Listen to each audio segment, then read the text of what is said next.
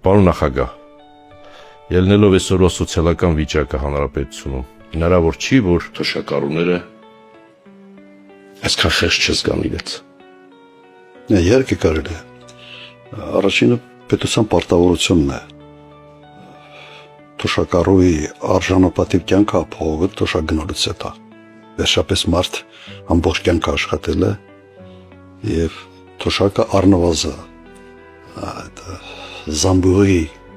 նվազագույն գոնեշեմից ցածր չպետք է լինի։ Դա չպետք է լինի կառավարության բարի կամքի դրսևորումը։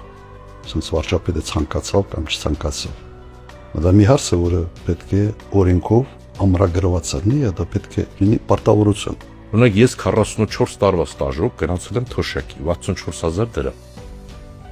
Իմ 18 տարվա եկամուտը աշխատավարձ պլյուս պրեմիա 1,29,000 եղել են գլխավոր ակնատեսա եղել 700,000 պրեմիա։ 36,000-ը դու ոնց կարող ես գույք հարկ տալ։ Դու ոնց կարող ես սնվել, ոնց կարող ես կոմունալ ծախսերը ապահովել, դա անհնար է։ Մենք կոնկրետ առաջարկում ենք գույք հարկի ոչ միայն սառեցում, այլ շեշտակի նվազեցում գույք հարկի։ Իսկ պարոն նախագահ, գոնե այս սկզբնական փուլի համար ծրան ժամանակահատվածը այն միայնակ թոշակառուներին